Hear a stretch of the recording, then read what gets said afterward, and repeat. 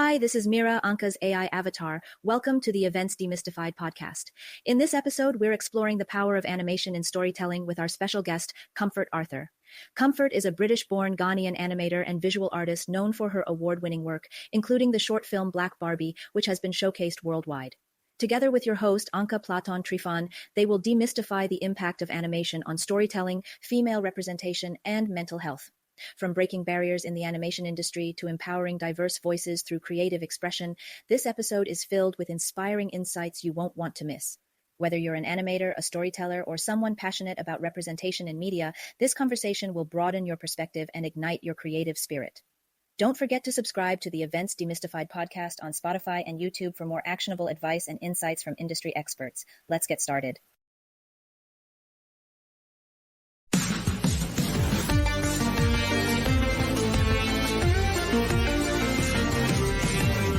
Welcome to Events Demystified podcast, where we explore and demystify the world of in-person, virtual, hybrid event AV production and technology by sharing insightful tips, tricks and tactics to make your events a success. This podcast is brought to you by Trifan Events, a woman-owned boutique event production agency. And your host is Anca Trifan, a technical event planner and producer with almost 2 decades of hands-on technical experience in event production.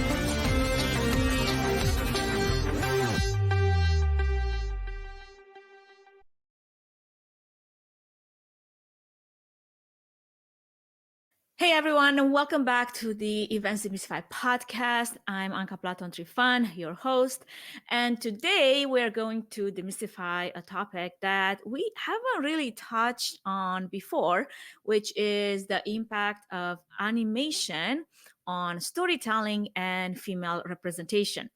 Creating compelling stories through animation is no easy feat, but our guest today has mastered the art, and we've got our guest, 𝐂𝐿𝐴𝐻𝐻 Arthur, to demystify what does that mean and break it down for us. 𝐂𝐿𝐴𝐻𝐻 is a British-born Ghanaian, not Canadian, animator and a visual artist known for her award-winning work that has been screened in over 50 films, festivals, nationwide and worldwide. Her short film, Black Barbie, has been a hit across the globe, highlighting issues of female representation. 𝐂𝐿𝐴𝐻𝐻's career includes running of her own animation studio, the 𝐂𝐿𝐴𝐻𝐻 Studio, and winning the AMAA for her web series, I'm Living in Ghana, Get Me Out of Here. Not only has she been a trailblazer in the field, but 𝐂𝐿𝐴𝐻𝐻 has also contributed to the development of animation in Africa as the festival director of Fupi Tunes Festival, and through her collaboration with Ladima Film Academy to empower women animators. She's worked with young people in nonprofit projects and directed episodes of 𝐂𝐻𝐻𝐻 and Gran for CBBS, all while promoting mental health awareness and the value of diverse voices in animation. So what does it take to thrive in animation? How do you break barriers and make space for new voices in the industry? Today, we're going to get answers to these questions and more as we explore the impact of storytelling through animation. So stay tuned as we bring our guest in.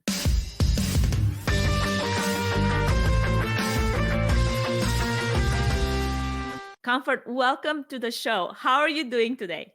I'm doing great. Thank you for having me on here. I know the time difference is a bit crazy. I think about 5 hours apart or something like that. But I'm so grateful to be on this show.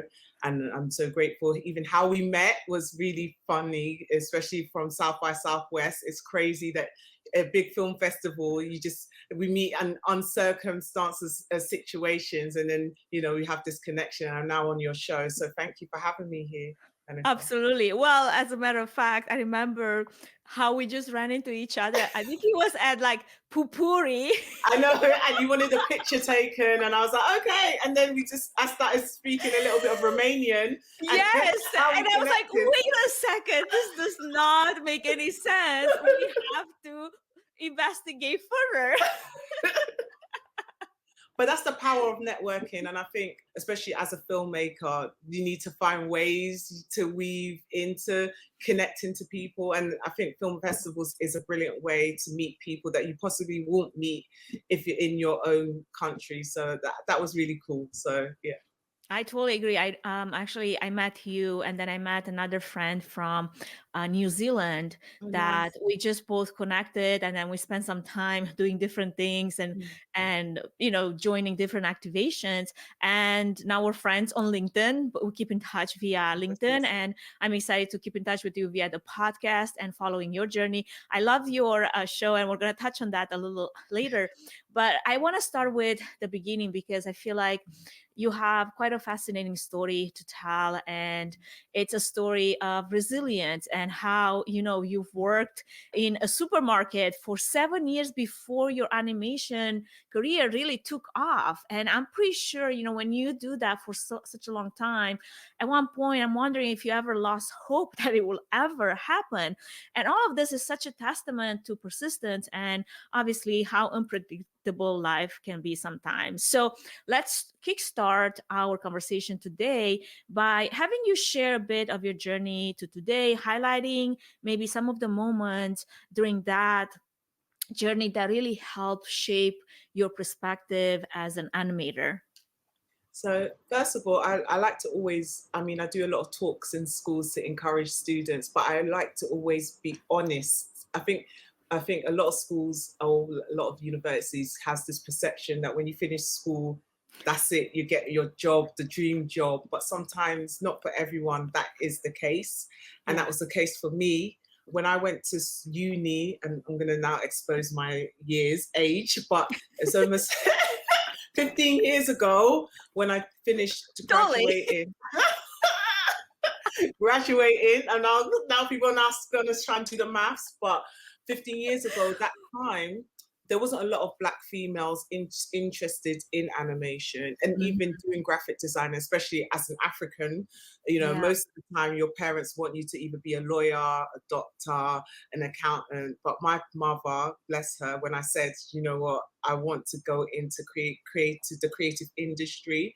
And I remember my biology teacher trying to dissuade her into not letting me do it because she was African too. So she's like, I think your daughter's good in science. Let her do medicine. But my mom knew that that was my passion. So I did a degree in graphic designing, but then I realized I love illustration and I love making things move. And that's where animation tied in with my illustrations. And so I did a master's degree in animation, and it was one of the top art schools for postgraduate Royal College of Art. So I thought, ooh, now I'm in a prestigious art school. After I finish, bam, I'm going to get into everybody is going to beg me to work for them. I'm going to work in Cartoon Network. I'm going to get Nickelodeon going, hey, but that was not the case. Rejection upon rejection. You don't have enough skills. You don't have, the experience. And so I ended up working in Marks and Spencer's.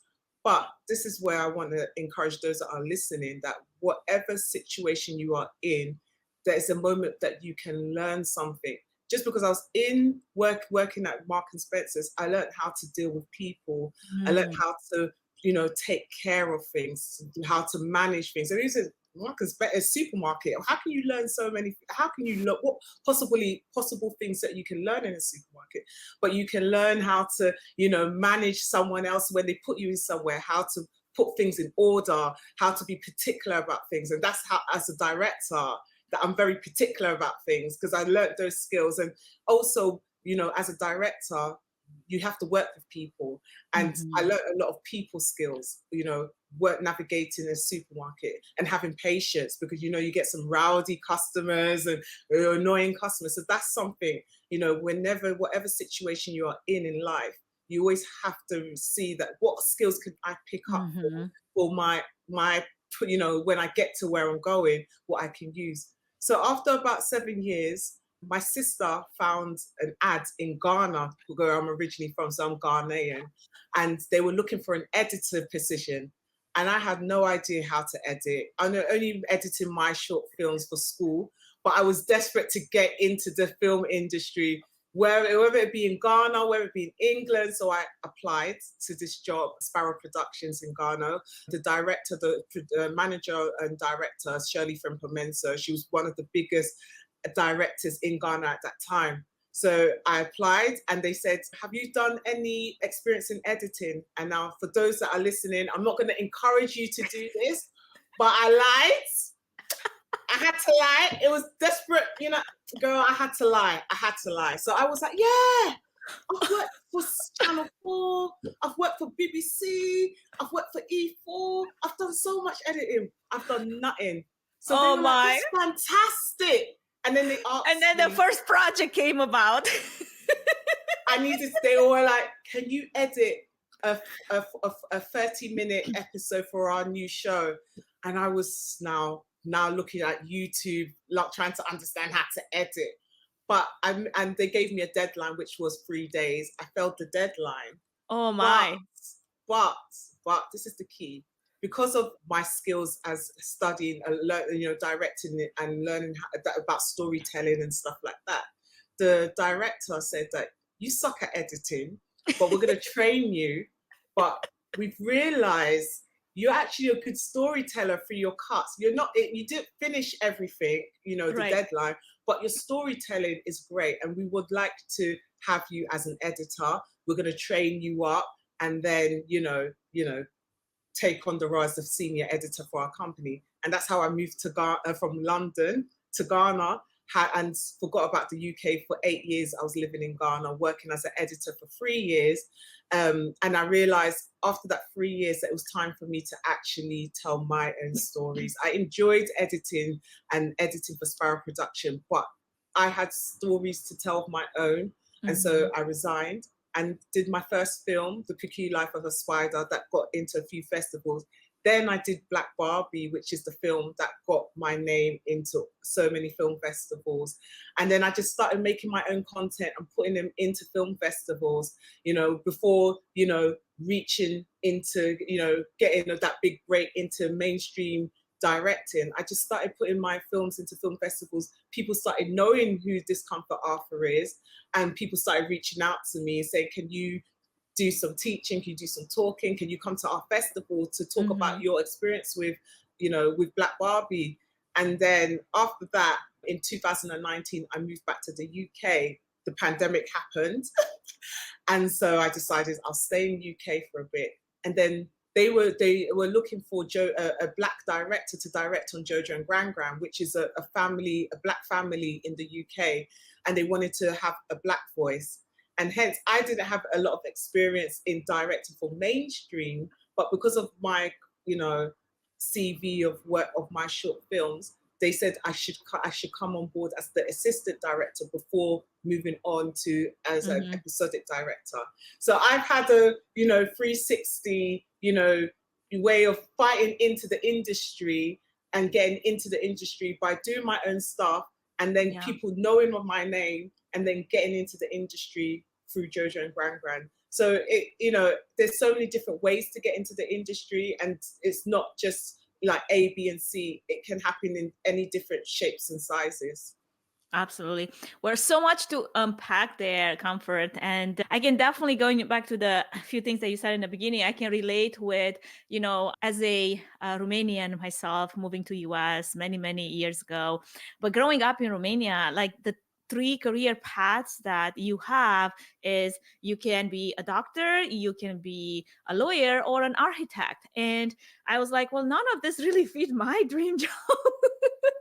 So I literally moved out of Romania with $100-something in my pocket to look for other opportunities right after college, because I knew I wouldn't be happy to do those 3 things that they put on the table for me and not live my life dream and my life goals. And even though at the time I wasn't necessarily sure exactly what that is, I knew what is not. And that was enough information for me to say, that's not for me. Like, I would not thrive. I would hate my life if that's something that they want me to do. And I love also the analogy that you made, to the fact that sometimes as a young professional or a young adult, coming right out of school, out of university, you think that now that you finish your career, school, degree, whatever you got, now the road is green, there's flowers, unicorns, and just everything is just this dance that never ends, right? That was never the case. Like, you really have to work hard. Resilience is not built by in an easy way. Like, you have to go through the hard part, but also learn every lesson along the way. I remember getting into a radio right through high school and college, and there was days when, now I love the experience in radio, but at one point, after doing it for about 5 years, I got really comfortable.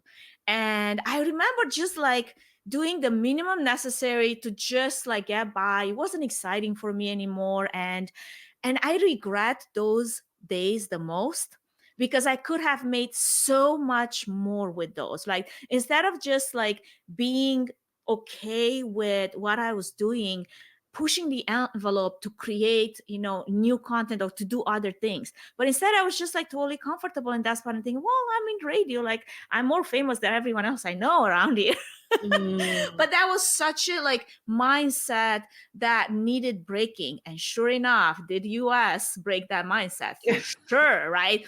But I regret those days the most, because why didn't I do more with the time that I had, with the talent that I had, with the opportunity that I was given?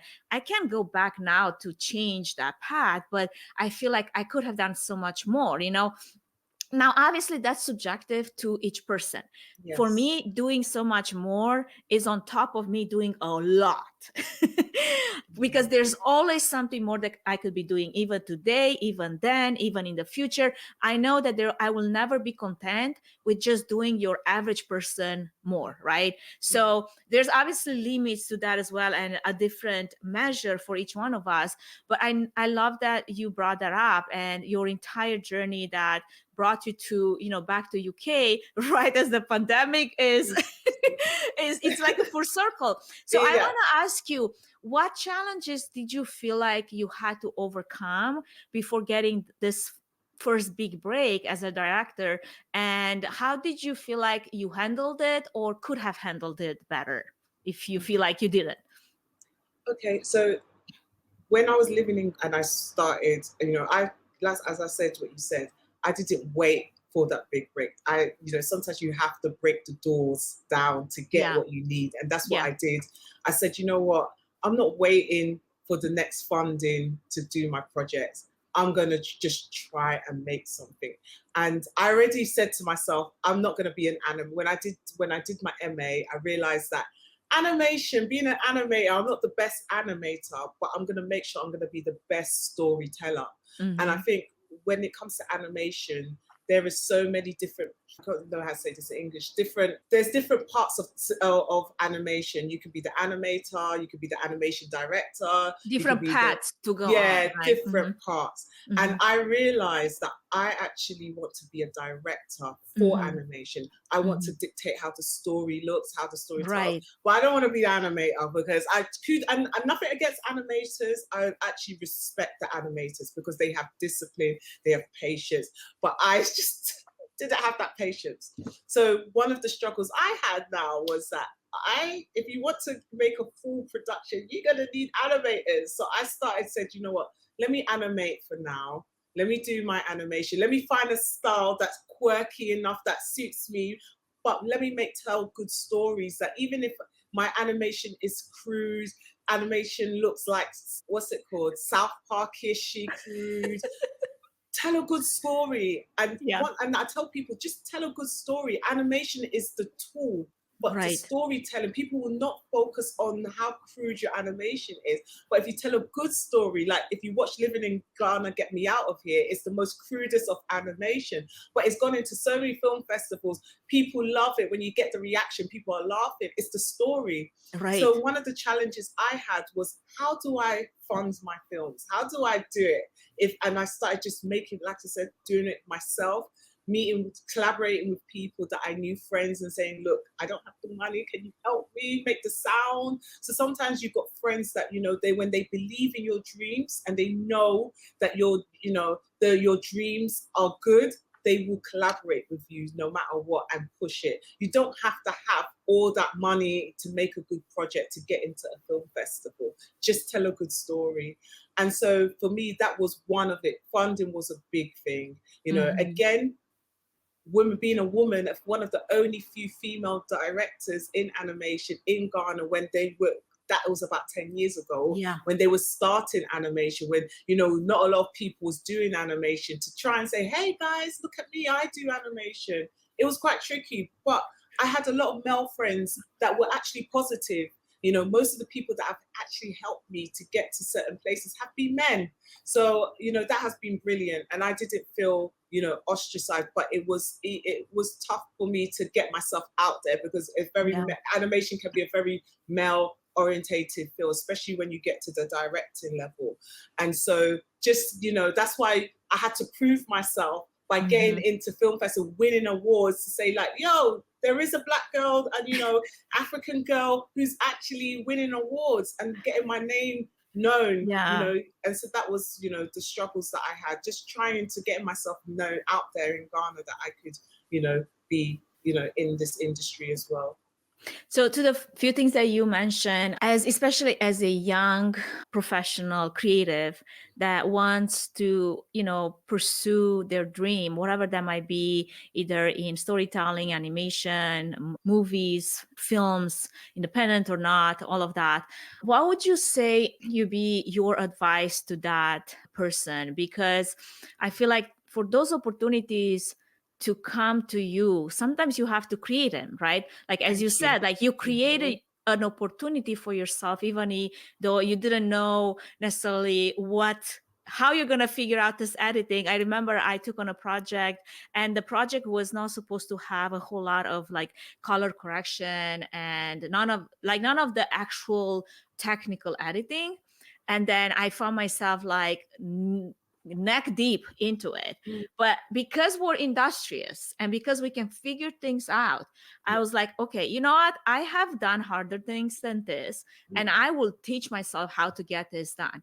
Now, my whole process in the beginning was just like a freaking mess. I'm like, I need to change the process. Like, I need to start from the beginning, because my process is a mess. So if my process is a mess, I'm not going to be able to get this project done unless I overhaul the whole thing, and then we start with the beginning, right? Because I jumped into it in the middle of it, right?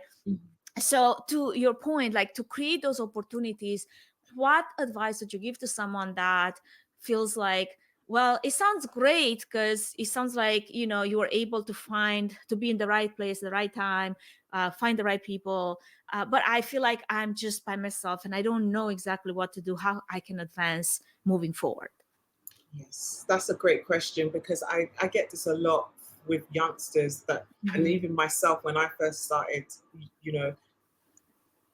the connections, most of the time when it comes to this in life, I'll say 40% is talent, and then I'll say 60% is luck.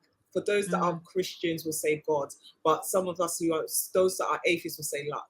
But 60% is luck, because sometimes some people that are very talented, they don't, nothing happens to them. Some people that are just get into the industry, sometimes it's just literally luck, being at the right place at the right time. Just like this conversation we're having, Anca, I didn't know that we would connect. It happened in a random way, and do you know what I mean? Just being at the right place at the right time. Right. But then, for those that are listening, I would say, if you want to get into this whole directing, I would say it's so important to understand the foundations of filmmaking, about how to do cuts. It's so important, because when you go up a field and you don't understand it, that's when you're going to struggle. So it's so important to understand the foundations of filmmaking. Go to film school if that's something that you can afford, or buy it's so great now. YouTube is there. I know a lot of animators that have self-taught in Ghana, in Africa, that have all self-taught. They didn't go to university. Right. So there's so many ways that someone cannot tell me that they cannot become an animator because they don't have the funds to go to school. There are so many tutorials on the YouTube. I've learned so many stuff using YouTube to enhance my skills or to understand things, so YouTube is a great tool for those that can't afford it. They can use YouTube. Also, I would say as well, going to film festivals is a great way to network, especially if you're a student. They have student discounts. Mm-hmm. That's a great way to meet people, and that's the place where people that you feel that are in high positions, they become so relaxed that you can just start talking to anybody. I realized that in South by Southwest, I started talking to all these people that I possibly would never, ever be able to have talked to them if we were outside those, film festivals. So I always say film festivals are great because then also you get to meet people that are young that you could potentially collaborate in your projects. So I would say go to film festivals. Also, get the foundations of animation or directing if that's what you want to do. If you don't want to be an animator and you just want to focus on directing, I would say, start making your own shorts and get them into film festivals. Because, getting into becoming a director, there's the old version way of doing it by getting into the industry, working as a junior, then becoming a lead, then becoming an animation director, then becoming a director. There's loads of stages, but it didn't happen for me like that. I went straight into the role as a director with JoJo and Gran Gran. But because I had the foundations of understanding filmmaking, it wasn't difficult for me to get into Absolutely. that. Are there any opportunities for anyone that is interested to learn to maybe volunteer? Like I remember when I got into visual production and I wanted to learn sound engineering, and I was going to school, but really they didn't have necessarily a degree for live sound reinforcement. Eventually they did, but at the beginning I was like, okay, so where is the one place that I could volunteer to learn hands-on some of those practical lessons so that I feel more prepared when it's time to, apply a lot of the theory, right? Like I didn't just want to learn the theory, learn the books, and then, I know everything on paper, but actually I don't really have a year for it, right? I wanted to test myself. So I went into churches. Churches always need volunteers to run production behind the scenes, sound, running videos, running slides, streaming, lighting, all those things. And they are more than willing to teach you. Now, obviously, we got to go into a larger house of worship that has a solid production to learn anything, because some of the smaller ones would be like something like super tiny. It's like there's really not a lot to really learn here. But I'm curious, in film and when it comes to directing and animation, are there opportunities to volunteer hands-on to learn some of those practical lessons? So it depends on the production company. Some productions that does like internships whereby, like with JoJo and Gran Gran, we had spaces where people did come in. So even but I was an assistant director on it before, season 3 becoming the episodic director. There was a few people that came where we did have, they had like 3 weeks internship, or was it a month or 2 months, learning the pipeline of animation. We've had work experience as well. So it depends on the production company per se, if they are doing that, which I think most companies should do that. But again, they will have to, it's about budgeting and finances. So I get why some production companies may not offer those roles because of, finances, because, you have to pay people to work. You can't let people work, come there for free. So it is a tricky thing, but I think more companies should do that, because I think you only under, like for me per se, when I got into JoJo, working within a proper industry rather than doing my own personal work, I learned by actually going, like you said, working for the, in a company, learning the pipeline, learning how to work with more people. So I think there is a benefit for actually doing work experience or finding internships to just work somewhere. Absolutely. Now let's talk a little bit about I can only imagine that bringing Black Barbie to life must have been quite an experience, and winning the AMAA as the first Ghanaian director is a big deal. And obviously your determination to get there was impressive. Now, beyond your own projects, you've also put such an effort into festivals, as you mentioned, programs, training, education, which is very important for nurturing talent. But I'm curious, what was your creative process in bringing Black Barbie to life, and what does its success say about representation, especially in African animation? So I did Black Barbie in 2016 before this much discussion about representation happened. Right. So that was quite interesting because I realized there was a need to discuss it, but no one was talking about it. And so so what happened was I read the story of Black Barbie is about myself and my discovery of loving my skin, because when I was about 24, I started using bleaching products to try and lighten my skin. Thank God that I love my skin so much now. But I decided to do that film because of my little cousin who was very dark skinned, and she hated her skin and she wanted to bleach as well. And I was like, why do you want to do this? But then I realized, but that's what I had thought about my own. I had self-hatred for my own self. And I realized this is something that needs to be told, and using film, I started realizing that there's a powerful, using animation or film as a tool to talk about important issues, very powerful. And I realized how powerful telling the story was worldwide, because I had done it and I just put it into, main local screenings, but didn't realize as soon as I put it into Amnesty, which is one of the biggest animation film festivals in the world, and it got selected, that's when I realized, wow, this is very impactful. When it's local festivals and even schools now have requested to actually have this film used in schools to talk about color.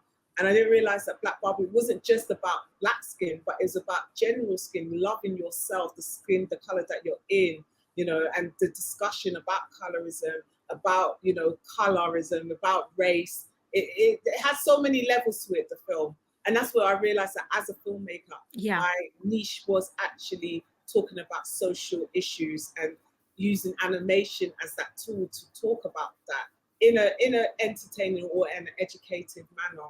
And that led me to more other projects later on to talk about it and use it to get people to discuss about things that they might find hard to talk about it face to face, but using animation to provide that platform for them to actually talk about difficult issues. Absolutely.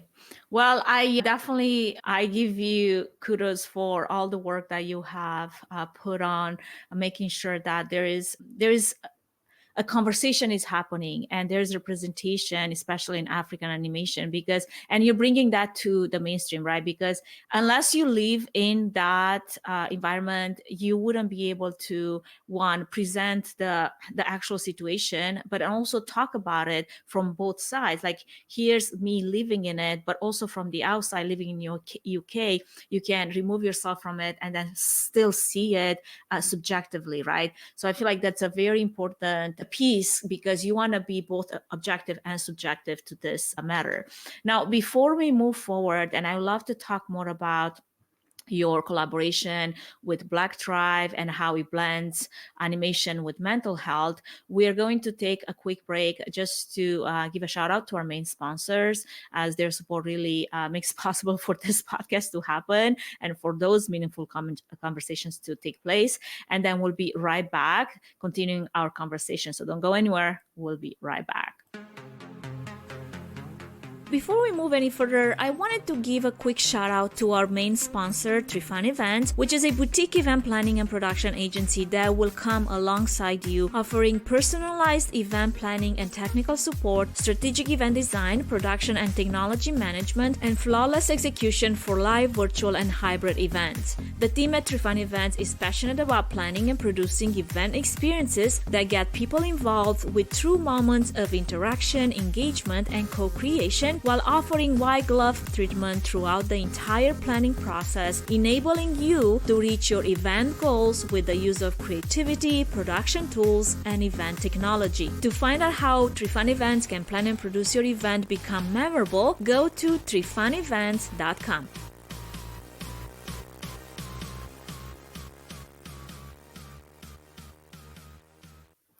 Welcome back, friends. If you're just tuning in, we're here with the Comfort Arthur, the talented animator and founder of the Comfy Studio. We're discussing how she's shaping the animation landscape and making space for diverse voices. Now, coming back to the Black Tribe and your collaboration with them and how it blends animation and mental health, I'm curious to find out from you, Comfort, how does visual storytelling empower young people to talk about mental health challenges? So I am working on a project now, hence why I was in South by Southwest, on mental health animation to use as a tool to discuss mental health. I've always been interested with mental health and animation, even when I was doing my master's degree, which my dissertation was actually about animation and the power it can be used to help with animation. Hence why I decided to collaborate with an organization called Black Barbie in 2020 and got young, especially at the time when COVID had happened, a lot of kids were going through a lot. And one thing I realized is, animation has that power to get kids, when you're making things and, doing your own thing, it's can be very therapeutic. And so in 2020, we collaborated together to get young children, especially underrepresented children, to tell their own stories and their own experiences about their time during lockdown. And it was very powerful, especially what the results were. You see these kids were able to tell their story, how they felt, rather than, keeping it locked in themselves. And that's the power of using animation. And that's what I want to explore more, how, I can use film to tell stories about mental health and get people discussing more. Because a lot of people are going through stuff, but, they don't want to express it. And so animation, to me, I found that it is quite a powerful tool to get people to express themselves in a creative way, rather than saying what they're going through, but expressing it through storytelling. Absolutely. So with that, I guess, was it working on 𝐂𝐻𝐻𝐿 and Gran that brought that on, or was it something that you were concerned with way before that? And to anyone that doesn't know, I just find out from Comfort that CBBS is the BBC's version of children's stories. Yeah, so basically it's a network. So you have BBC, which is like, everyone knows BBC, but CBBS is like is a network for children's shows from the BBC, basically. Yeah.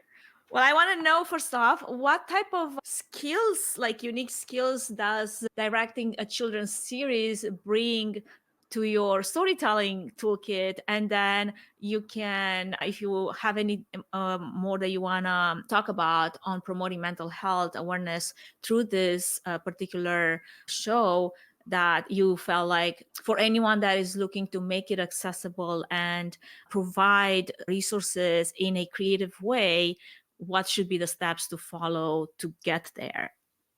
So just to clarify, 𝐂𝐻𝐻𝐿 and Gran was a different project to the mental health thing. That was more of my own personal. So I just wanted to clarify that. Just put that on record. The difference.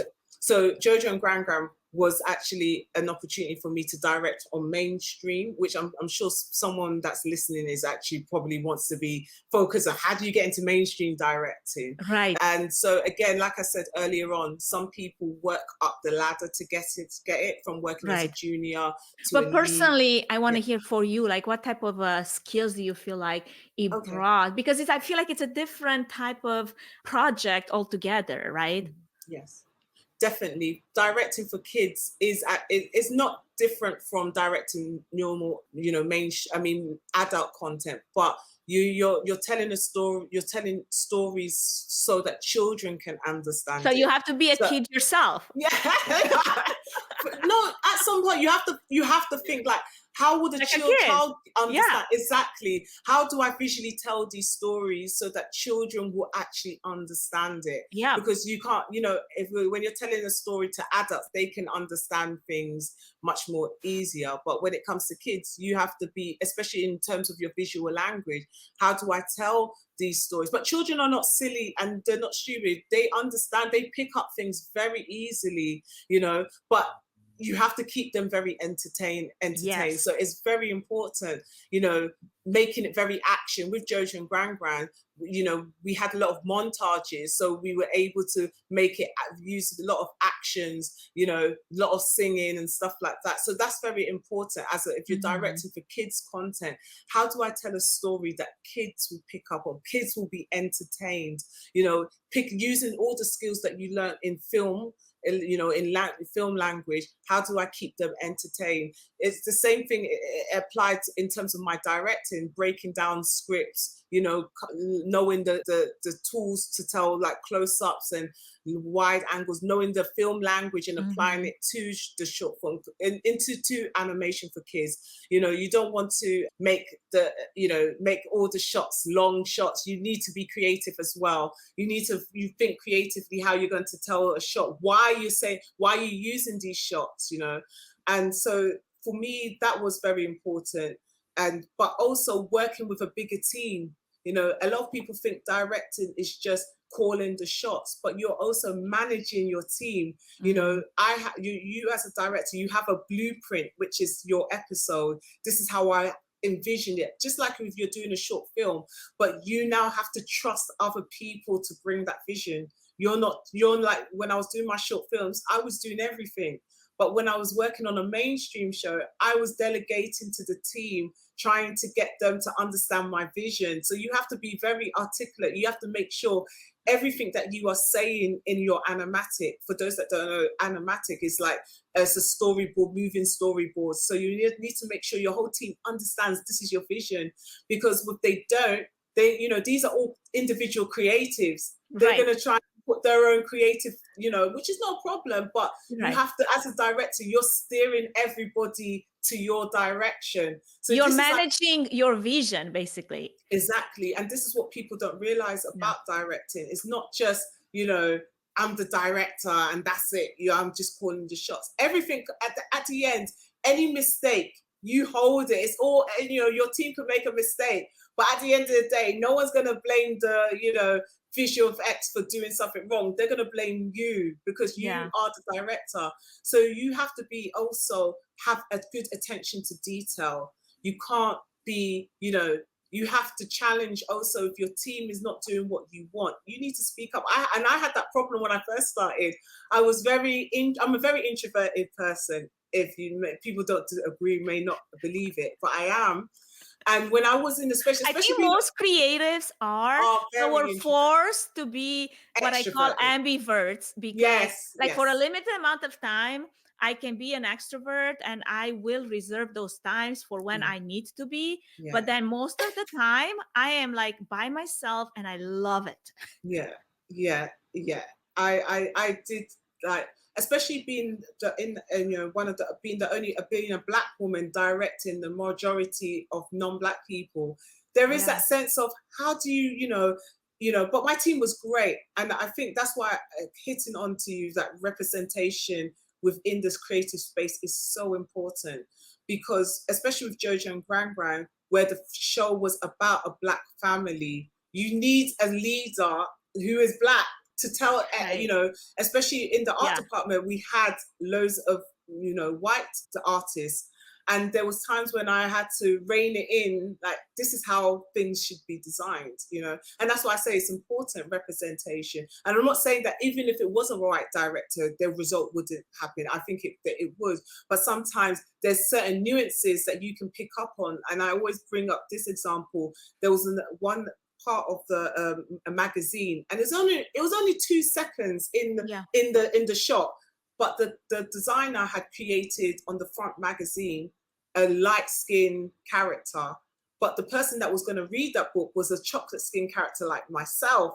And so I told the designer, can we just change the model to be dark skin? And I explained the whole issue about colorism. And that's what, that just 2 seconds in of shot is, so a child might look at that and say, "Ooh." So that's why I'm saying it's so important. Just little nuances. It is not a big thing, but it's not a big thing to change. But those little things, when you're a woman of color and you're in those spaces, you can actually, as a director, dictate that, no, this is what you need to do.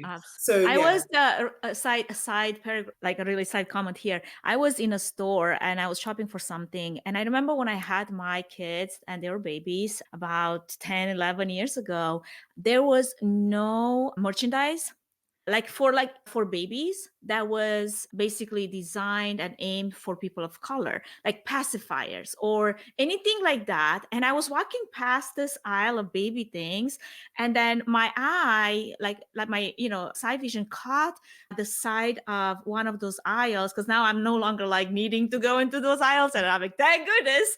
But I caught my eye and I saw this list of like this long like offering of pacifiers of different hues, all the way from like white to dark chocolate to all the color scheme. And I was like, I stopped and I was sort of like impressed and happy that we finally came to realize. And this is a little example, right? How you have this beautiful baby of color and you're shoving like a white pacifier in its mouth, like, and it doesn't match the colors like at all, right? And now there's options. And I think representation is more like this: having options, having a different voice, having a different perspective, having a different, like, even like a viewpoint that you might not be able to capture, because like you're not in that position to make a call on something that like I've never had to face, because I've never been put in that situation. So that's totally side comment, but I love that you brought that example up, because it's just a small example in the big scheme of things. Like, for example, why I have been such an advocate for women behind the scenes in AV productions and technology is because of those little nuances. Because if I go to a guy, and I've had great male supporters in the industry, and if I try to share something that has happened, but they're not a woman like me to feel like I feel, to see like I see, to perceive things like I do, or catch on little things like I do, they would say, that has never happened to me. Like, So I'm now, not Anca, surprised. so now now add that woman and being Black woman. So I have to face two different instances. Right. When you see me, you first see me as a Black, and Right. then a woman. Then you see the woman, so, and then you're a director, right? And it's like all these exactly. levels. Yeah. Yeah. It's and like you're saying, like, people don't realize how powerful, like you said, just that little thing in the store, how it can impact a child. And that's why we need more representation. Exactly. And we're doing well now, like with Jojo and Grangan. One thing I always loved about Jojo and Grangan was that representation. We had one character, Jojo's friend, was disabled. I hate to say he's disabled, but he was, he needed aid. And a child would watch that and say, that's me. And they feel like they are part of a show. And I think people don't realize how important when children can relate to a character, how much it means to them. And that's why Jojo and Grandpa has been successful in the UK for kids, because there's so much representation going on in that show. Absolutely. And I want to go back to what you said about how you have to walk in that mindset of a 5-year-old to be able to create content for a 5-year-old. And I feel like in so many ways, because of so much short form content, we're all turning into 5-year-olds. Like, our attention span is like suffering the most. So I wanna ask you something that like has nothing to do with a film, but just in general with your experience, with doing your own shows and your own projects. Do you feel like short form content is more successful than long form content? Or do you feel like because we're creating short form, we are in a way short serving our long form content, because it takes patience, it takes like intentionality to sit for a long film, for a long project, right? So where do you, like, I've heard this, especially on YouTube, and everybody's consuming content on YouTube these days on their mobile phones, on their TVs.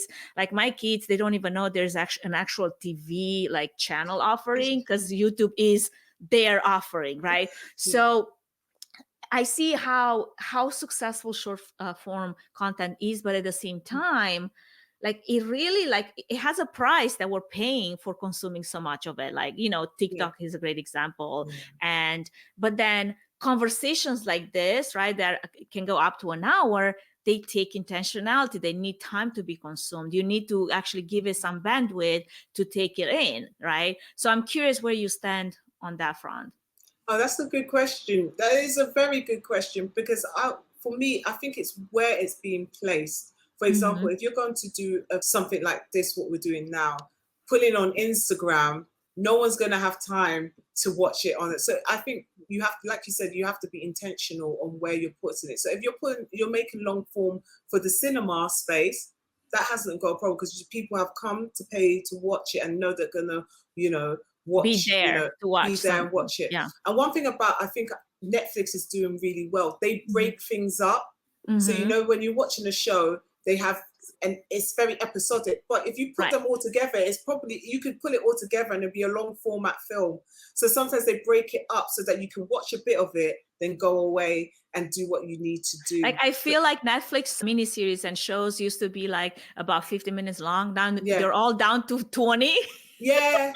Because, again, it goes back to like how we're training our minds to pay attention for short periods of time. Yes, exactly. I think, again, I think there's nothing wrong with short form. I even actually find it actually harder to direct short form, because you have to tell a story in a short amount of time. But with long form, you can get into the nuances of your storytelling. You can, play things out a bit longer, expand on your story. But when you're telling short form, so I think short form is actually harder to work with, because if you're saying tell a story in 30 seconds, how are you going to tell a story in 30 seconds? How are you going to get there? But, this young generation, I have so much respect for them, because how they're going about it in Instagram, telling their reels and telling a story in 30 seconds to get people to like it. That's the beauty. So I think a lot of these young generation, they've caught on how to tell stories in a short amount of time to get their audience, So you need to know your audience, and also it's about where you're putting your space. I have no problem with long form, but if I had the money to do long form, I would do it. But with animation, the longer it is, the more expensive. So I've been so used to doing short form filmmaking.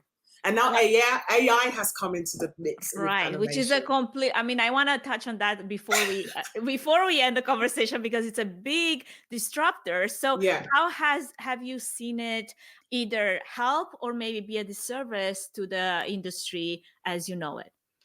I know, because this question always comes up at the end. How do you find about AI?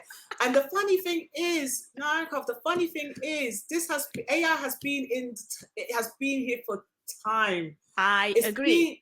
Lots of people don't realize this. If you go to the supermarkets now, they've been using AI.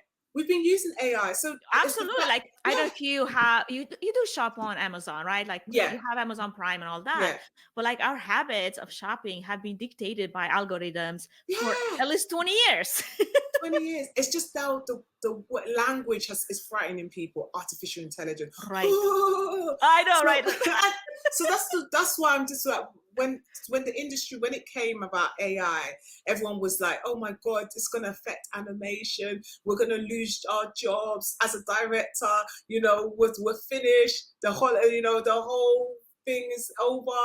Armageddon's about to start. We're going to it's the end of time. But no, I'm actually embracing AI. I think there's limits to AI. It's absolutely. A computer. That's why, as a human being, as a director, you can use AI to speed things up.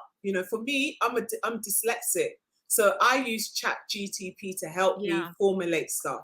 And then, this is how to write this, and then I can articulate myself. Because one of the things I struggle is articulating my what I need things doing. So I just go on ChatGPT to help me write this. And then I just then fix it up, and then I send what I need to send. So that's positive, But where, some people are worried is that, if we use AI, it's the time, it's going to cut down things, like cut down the amount of animators to use on a project. But I don't think so. I think with AI, it's just going to speed up the process that an animator needs to use to key in stuff, but I don't think you can never take the creativity and pull it into a computer to be creative. Yet. Absolutely. I say that yet. I don't know. But for now, I don't think you can take, the creative out of the director. Like for me as a director, you need me, any director, to dictate the creativity of a story. And AI can't do that. It's very limited, So as for now, I'm not worried about AI. Before we conclude today's conversation, because again, for me, kind of coming full circle as we touch on representation, which is the reason why we connect in the first place. Also, maybe you speaking a little bit of Romanian.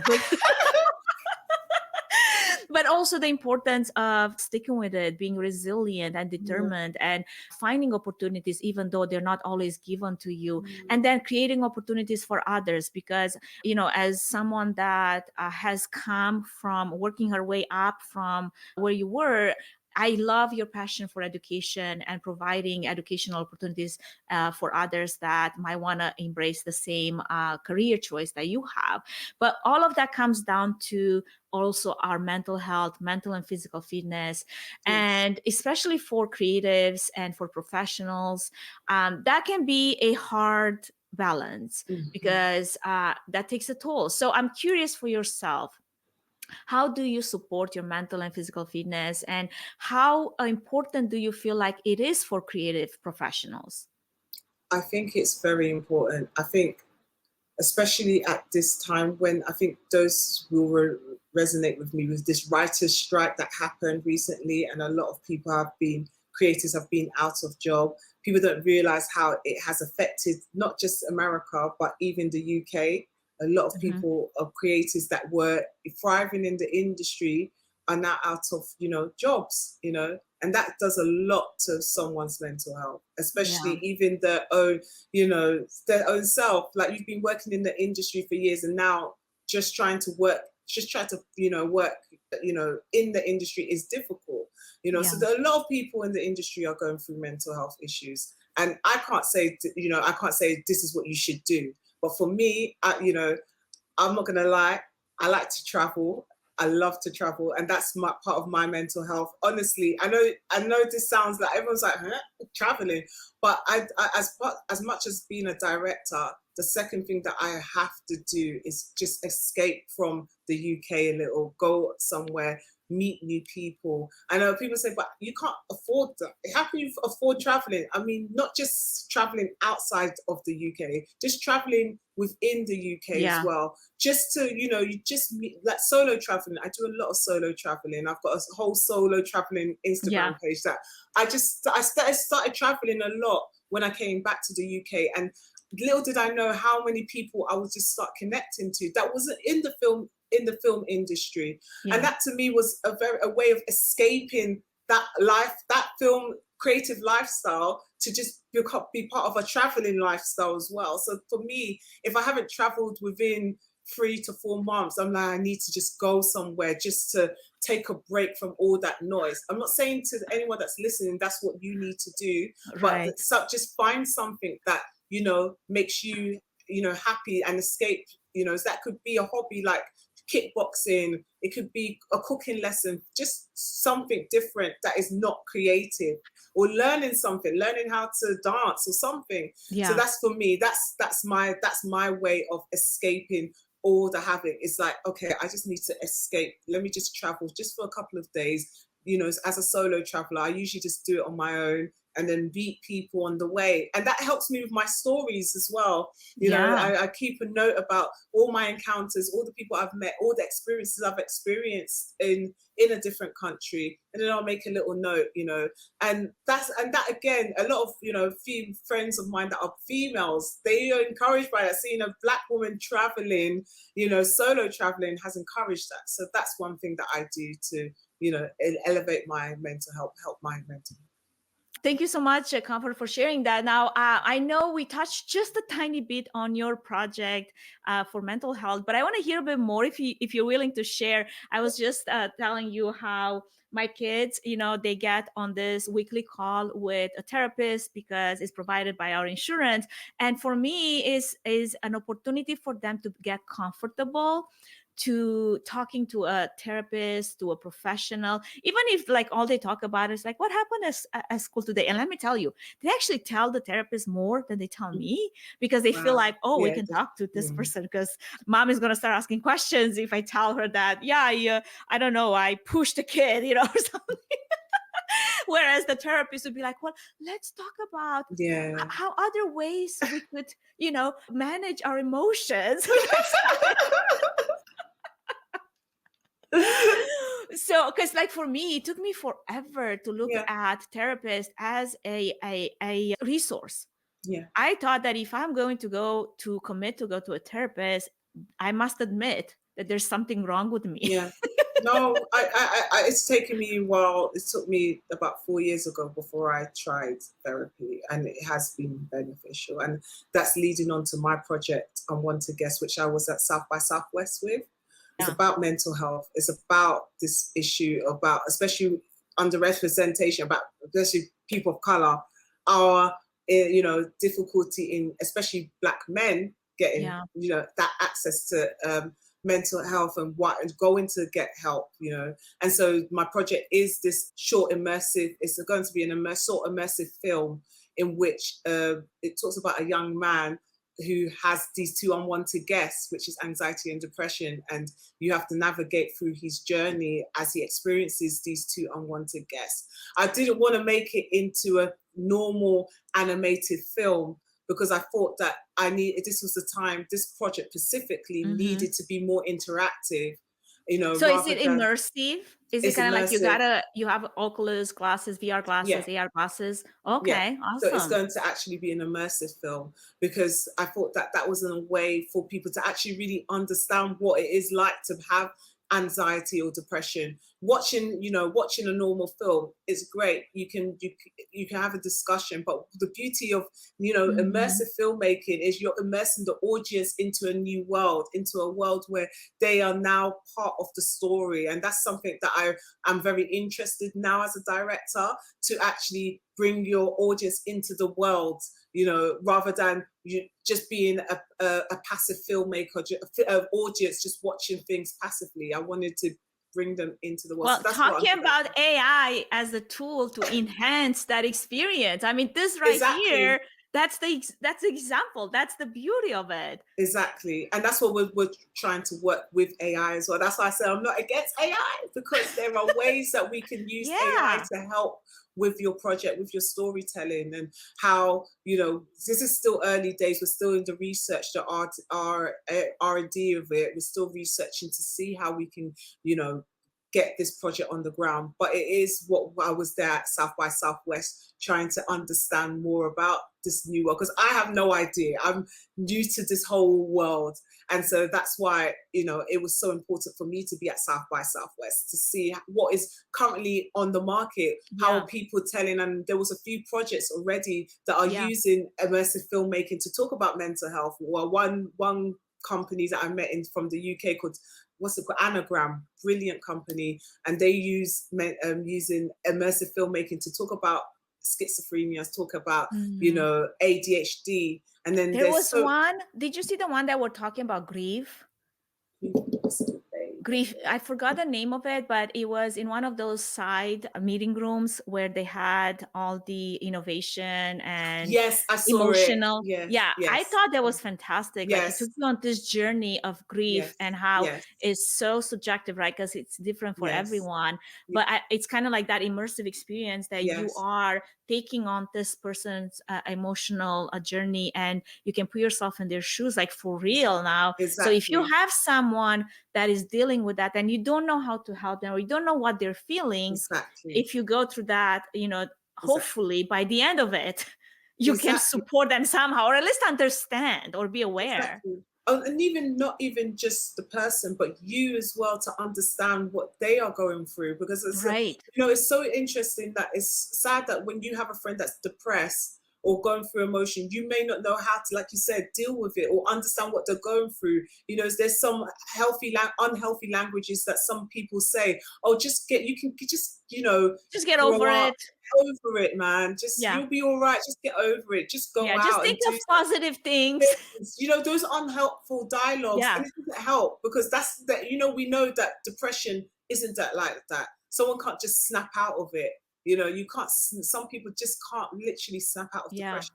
It So can be such a chemical imbalance that you exactly don't even know if why. that needs to be medicated or it needs to be Exactly. addressed by a professional. And even yourself, you're trying to figure it out yourself, right? Because I'm like, I don't know why I'm feeling this way. And Exactly. there's days when I'm open to it. Like I open to the people around me, like, this is what I'm feeling. I don't understand why. I would like to know, but this is what's happening right now, right? But not everybody is so aware to say it or vocalize it. So then being able to assist in one way or another, I love that technology can enable that. Exactly. And that's why the beauty, people don't realize this beauty of the creatives here, the technology here, and the scientists are here. And we all need to collaborate together. It's not like me being in my corner, the technology people Yeah. in the one We corner, need and the to break the scientists. We silos. actually need to come together to do projects like this. And this is the beauty. When I went to South by Southwest, you could literally see how much collaboration it was involved with the projects. And I think that's something that we more and more needs to happen, that collaboration. I love it. Well, I really, truly enjoyed our conversation. I'm so happy that we followed up and we made it happen. Yeah. And with your busy schedule, with my schedule, and our, even our time difference, which is not 5 hours, Comfy. It's not 5 hours. Oh, wow. It's not. Is it what's more than that? 6 hours? Or? Well, what time is your time right now? It's 6. It's 7 hours. 7 hours. Oh my God, so 6:15 now. Well, 6:11, 11 past 6. Yeah. PM. Well, we made it. So oh my God. That is for crazy. anyone that would like to maybe connect with you and learn more about you, actually be part of your storytelling and your future stories, where can they do that, and where they can learn more about your projects and everything that you're doing, including this new project that you started on? So you can find me on Instagram, which is lady_comfy. And then you can check out my website, which is www.thecomfystudios.com. And you spell comfy COMFY for anyone that's wondering, because probably some of us, we're going to want to add an H everywhere. No. No, this comfy. The comfy. As for what's on my logo, thecomfystudios.com. And then you can follow me on LinkedIn and Comfort Alpha. Well, I really appreciate our conversation. I hope that you get to really be successful in this new project that you embarked on. Keep me tuned, because I'm super interested, especially since it really tries to embed AI technology with mental and physical fitness and the challenges of depression and all the mental health issues that we're trying to still solve. But it's all about wellness, about well-being, and I'm a big advocate for that. And with that, have a wonderful rest of your evening, of your weekend. And we will follow you on YouTube, on Instagram, and LinkedIn. Make sure you connect with Comfy, because she has a lot of wonderful content and very relatable. And I want to have you really get the word out and make it more mainstream, even for us on this side of the pond. Oh, thank you. I'll definitely, when it's done, Once I Guess it's done, I'm definitely coming back on the show to show you guys, to talk to you about it more. I am super excited. Well, thank you so much. Thank you. All right, friends, thank you so much for joining us today. Make sure that you connect with Comfort and check out the world of animation that she brings to life. And don't forget to subscribe to the Events Demystified podcast on Spotify. Follow us on YouTube and on our social channels for updates on future episodes, industry insights, and much more. Leave us a 5-star review and share your thoughts on the episode. We have a few things coming up. One of them is There is a podcast feedback promotion that is going on with a contest attached to it and an opportunity to win. That's on our social channels. If you follow, share, and just spread the word about the podcast, if you really enjoy the episodes, and if you're a loyal listener. And then for our next season, which will launch for our 5-year anniversary in July, we are taking stories of event wins or event disasters. So if you're a meeting professional, a event professional, any professional in the event space that have had some war stories that you like to share with us, I will bring on a co-host, Megan Martin, and we are going to vent about it, right? But we're also going to want to make sure that you're comfortable with what you're sharing. So I have a form that I posted on all the channels. I'll put it in the episode notes as well, so that you can share as much as you're comfortable with. You also have the option to share anonymously. So we're not going to mention your name. I just want to have your email so I can let you know when we're covering that particular story. And we're going to go to town talking about it, trying to solve it, maybe bring different perspectives on it, bring our listeners into it, and just have a good conversation. So if you have one of those stories, please do not delay to send it to us. Use the form that is going to be in the episode notes, as well as on our channels on LinkedIn, on Facebook, Spotify, as well as Instagram, TikTok. I don't know. We're on all of the channels. By now, you probably know that content is very easy to be redistributed with AI. So it's definitely going out there. Okay, with that, thank you for tuning in. This is your host, Anca Platon Trifan. And until next time, stay curious, be bold, keep creating unforgettable experiences, and I will catch you on the next episode. Bye. Thank you for listening to the Events Demystified podcast. If you enjoyed this podcast, please take a moment to review it, rate it, and share it with other event professionals that could benefit from it. Connect with us on social at Events Demystified Podcast. We would love to hear from you and what you're up to. If you'd like to learn more about Trifan Event Services and find out if we're a good fit in supporting your event, can we help your event be successful with a 20-minute free consultation? Link in the episode's notes. Thanks for tuning in.